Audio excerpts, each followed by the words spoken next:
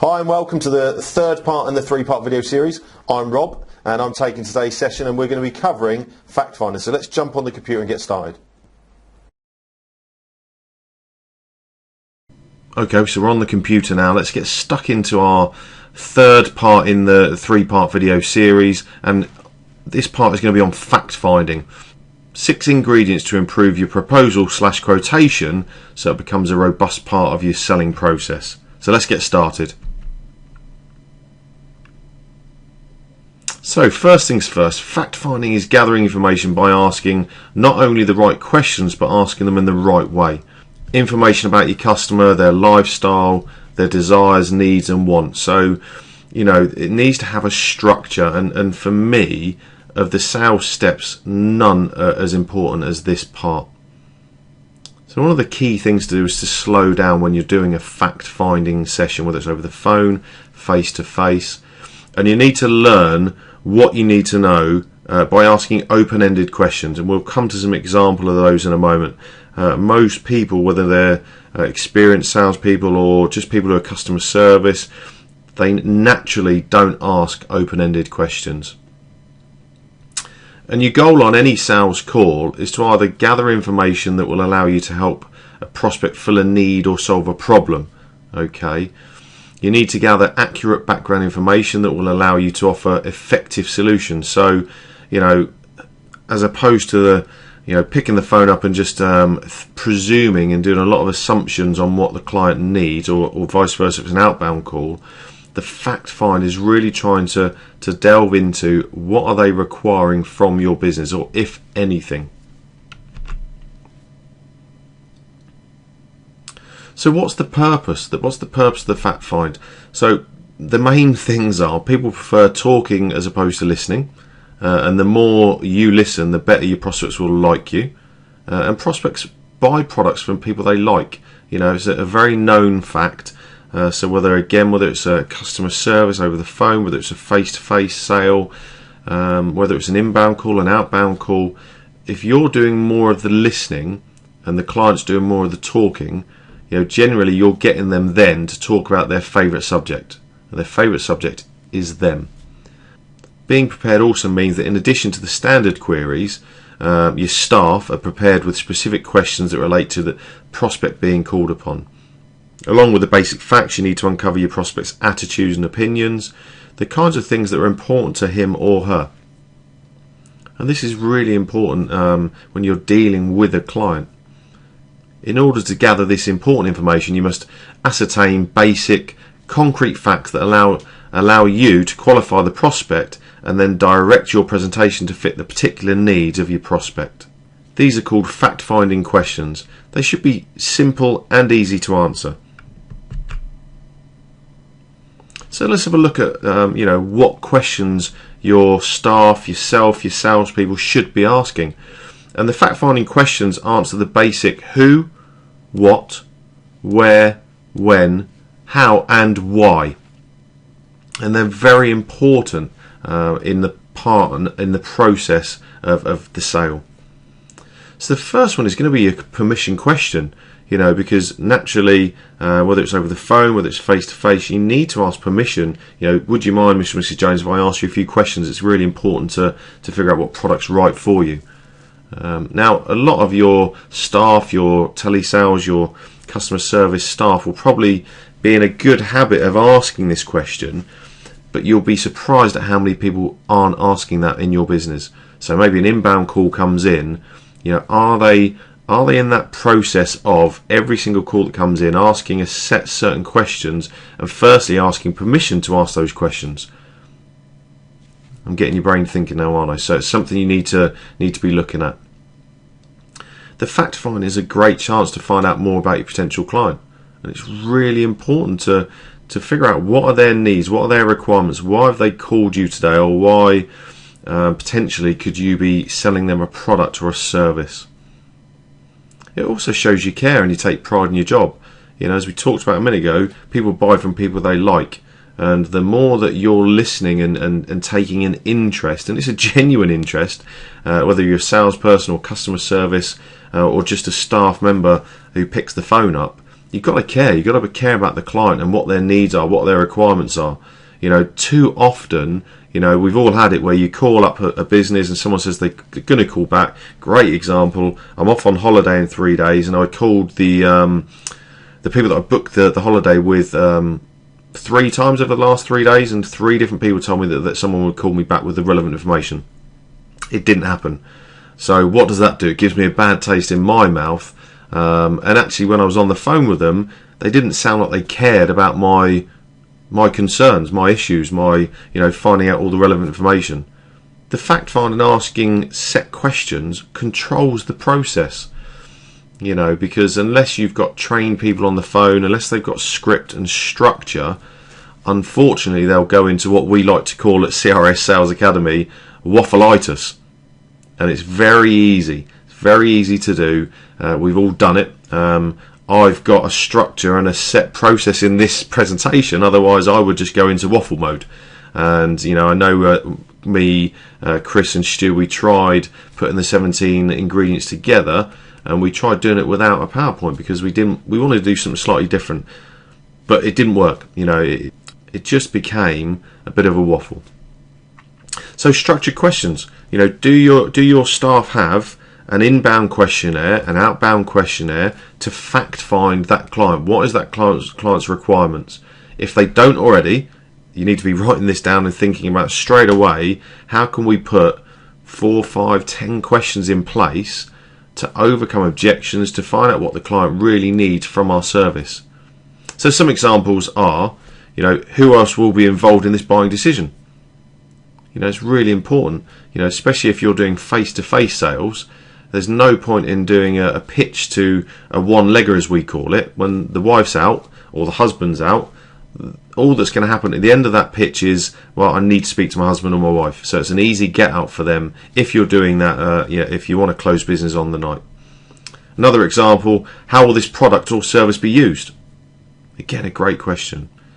And the last one, what product or service do you currently use? Again, really important to know. If you're, for instance, selling irons, a completely random example, but if you're selling irons, what are they currently using? That's really important to know the product they're using and why they're obviously using that, because that can give you some real clear indicators on what's important to them in an iron, for instance. Creating the need and the pain-emotive. Now this one's a really important one, but something that's very, very much overlooked in sales in general. As you can see there, facts alone are generally not enough. Because we've all looked at products throughout our lives where the facts alone are generally not enough. You also need to uncover the prospect's attitudes and opinions, his or her unspoken feelings. Very, very important. You need to uncover their emotions and motivations for buying your product or service, because buying is generally an emotive action. So it's your job or your staff's job or your salespeople's jobs to find out and hit those areas really hard. To find out this important information, you have to ask open-ended feeling-finding questions. That's not easy to say. Open-ended feeling-finding questions such as, how do you feel about that? Because it opens their mind up to really dig deep and ask themselves, how do they feel about that? And the great thing about these kind of questions below, and also why is that important to you and what is your opinion on that change? The great thing about these open questions and the feeling finding questions is it normally gives you more information, and more information is good, especially when we're talking about fact finding. So for instance, let's talk about in my insurance days, someone would be a self-employed builder and would be discussing their insurance requirements, etc. And I may use an example of a guy down the road who's in the same profession as them that fell through the roof, broke his back, for example. It would be a true story. I'm trying to make this up on the hop, but the guy that broke his back and had 6 months off work, luckily he was insured and he got paid XYZ. Dave, who I'm stood with, Dave, how would that feel if that had happened to you and you weren't insured? It makes him then evaluate the feeling of that negativity, the feeling of that problem, that issue, because insurance is there as a safety net, isn't it, in case something happens. When we were dealing with solar clients, we were talking about the ever-inflating energy costs, and we were talking to people and showing them what their bills would be in 10 years' time. These were projections by the government. And it was very important to ask them, instead of just showing them the bills in 10 years' time, which were pretty dramatic, how does that make you feel? Or how would that make you feel paying that bill? And notice the key thing there is going quiet then after you've asked that question. It's really important. You need an answer, and you need to give them time to think about it. And there are moments where this is very uncomfortable, but the subtlety in it is pausing, giving them time to answer, and if they don't give you a good enough answer, rephrase it and say, but on a serious note, how would you feel about paying that bill? And then their brain will then realise that, hang on, I'm not getting away with that short answer, I need a better answer. So think specifically about the product or service you sell. Try to think of specific feeling-finding questions that you can ask to uncover your prospect's feelings, attitudes and opinions.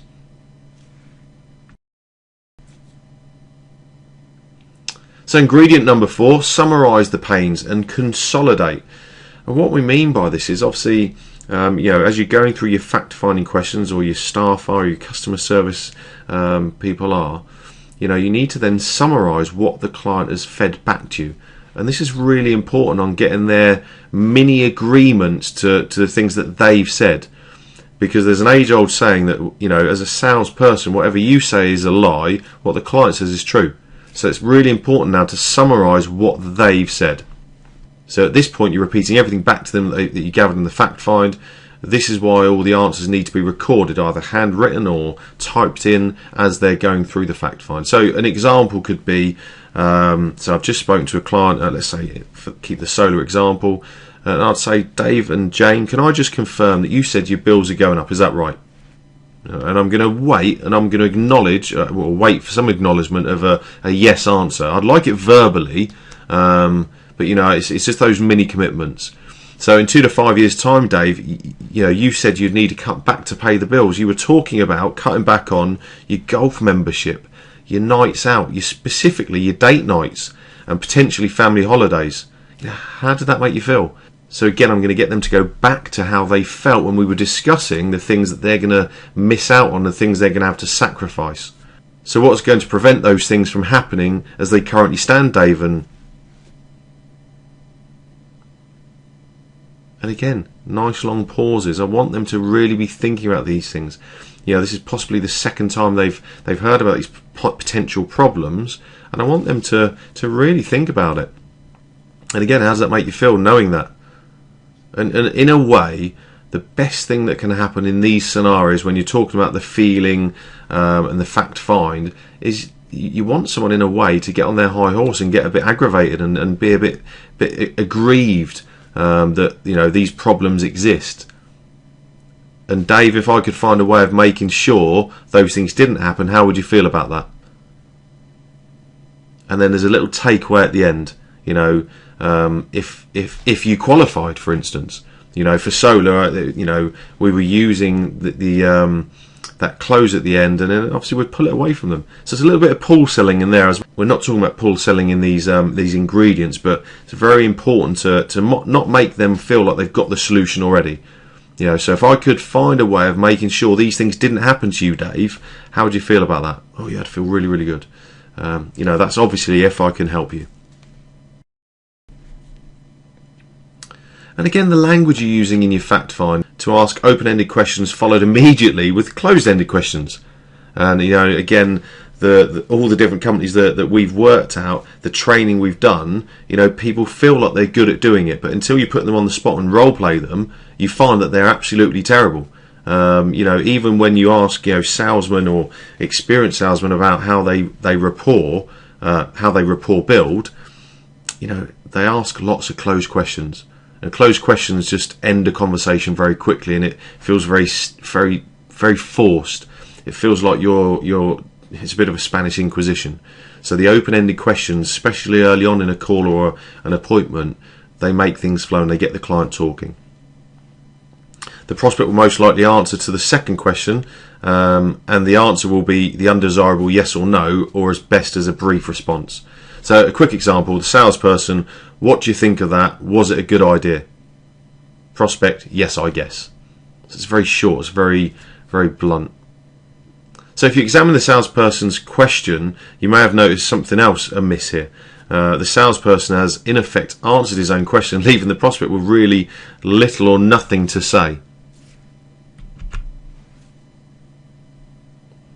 So after asking your prospect a good open-ended question, stop, remain silent as we've already said, and look at your prospect with warmth and genuine interest. Obviously down the phone, believe me, that genuine interest can come across through the medium of phone. Just look as friendly as you care about the person, and again, it's got to be a genuine care. It is silent as you're waiting for the person to respond. Your look is questioning as you're wondering what is on his or her mind. An additional technique is called the reflective question. By repeating a few keywords from the speaker's last statement, you encourage the prospect to continue to talk on the same subject. So, for example, the prospect says, I played golf every Sunday until I broke my rib. Salesperson, broke your rib? And again, there's a nice pause, and it's a questioning response. Another example, I've wasted my entire week getting records in order for a tax audit. Tax audit. And you can actually add at the end, if it's on the phone, it's slightly harder, but you can actually add at the end of broke your rib, meaning, tax audit, meaning, and it tells the prospect or the client that you need more information here, and they'll instantly get that, and they'll give you a further advanced answer. And as you can see there, the prospect will sense that you're interested in what he or she says, and will continue to talk on the same subject, filling in with even more detail. As we said earlier, the more they like and trust you, the more they're going to buy, and the more they're talking, the more they feel like they like you. In summary, the language of the fact finder is that of a caring and understanding, using the technique sparingly, or you'll sound like an echo. You know, there's no point in repeatedly bashing people in your fact find. It's just subtle little nuggets dropped in. Now, applying the information to your product. So you or your staff should be using fact finding on inbound and outbound calls, and even follow up by email. The fact finding is to assist the client in getting the product and service that they're looking for. Let me just repeat that. The fact finding is to assist the client in getting the product or service that they are looking for. This isn't a sneaky way to sell someone something that they don't need. You know, we've got to keep our ethics strong here. And there'll be many times in the fact find you realise that the product or service you are going to try and sell them does not fit their requirements. And telling them this and being honest with them will carry huge credibility. You can and should at this point help them with a different product or service. And again, you know, the honesty of even if that's a low end profit margin for you and your salespeople, or you can advise them of someone who does. And this would then lead to maybe affiliate deals with other partners, but that's not what we're talking about here. And this will always position you and your business as fair and transparent, which is really, really key. So follow these 6 ingredients to fact finding to help you and your staff find better information to serve your clients better and close more business. And inevitably, make the sale. So that's the end of our 3-part series, and what we would like to do is give you something back now. Because you've obviously watched these 3 videos from myself, Stu and Chris, what we'd like to do is offer you a special introductory offer. And what you're going to get for our special introductory offer, first things first, we're going to give you our Introductory to Referrals online training course. And this course is set out to literally double your sales. It's an online version, and you'll get access to that course. It's a £197 value. On top of that, we're going to give you our Learn the Secrets to Turn Your Website into a Sales Machine. Again, this is a very in-depth course, online again. You're going to get access to that, and that is, again, a value of £197 currently. We're also going to give you a mystery shop, because a lot of the things we've talked about here, you know, you're not going to be aware of what your staff are doing currently. So the best thing you can do right now is to mystery shop your business, and we know how to do that. We'll tackle them from every avenue. We'll inbound call them, we'll email them, we'll go through your lead magnets, we'll look at your processes, we'll look at your entire recipe, your sales recipe, and make sure that it's working and functioning at its highest ability. And again, the value of that is at £197. We'll also report back to you. Again, we'll give you a one-to-one report on what's happening in your business. We'll give you a paper version, and we'll obviously then talk to you over the phone to make sure that you know exactly what's required and the follow-up process. And again, that's a value of £97. And finally, we'll follow up with you again a month later to make sure that the guys aren't doing the same things, because it's really important, isn't it? If you find out all the holes in your sales process, your inbound calls, your emails, your web pages, your lead magnets, etc., and you do nothing about it, or you do something about it but then your staff don't follow through, then that's not going to get your business further forward. So again, we do a follow-up process. Value again of £97. So you can see there the total value of that little package that we've thrown together is £785. Now, if all of this did was finally get you a referral process in place in your business, would it be worth £785? Definitely would be, wouldn't it? Now, if all this did was help you convert more clients from your website, would it be worth £785? 100%. And if all this did was give your management team the tools to develop, train and retrain their teams to improve customer service and sales performance, would it be worth £785? You're damn right it would be. But we're not going to get you to pay £785. What we're going to do for you is we're going to give you a special introductory offer. So you can get started now for just £97. And let me just recap on what you're going to get. You're going to get the Introduction to Referrals online training course, delivered by myself, Stu and Chris, and it's easily accessible for all of your staff, and that will help you get a nice referral campaign, referral process in your business. You're also going to get the online training course, Learn the Secrets to Turn Your Website into a Sales Machine. Again, both of those value at £197. We're also going to mystery shop your business and make sure that you know where all the holes are and what's happening with the outbound calls, inbound calls, emails, follow-up, etc., which is so important. Value of £197 again. We're then going to report back to you. We're going to give you a paper version, and we're going to follow up with a one-to-one phone call. Again, value of £97. And we're also going to follow up a month later to make sure that either you've done all the things that we've told you to do, or your staff are following through with all those processes that we've put in place for you. Again, value at £97. So for just £97 today, we're offering the first 20 people a chance to get all of that for just £97. So you can go to the link you can see below, crsalesacademy.co.uk/go, and grab your special introductory offer. As I said, this is for the first 50 people, so they're going to sell out pretty quick. So my advice would be to go now, go to the crsalesacademy.co.uk/go and grab your introductory offer whilst it lasts. Thanks for watching, guys, and we look forward to speaking to you soon.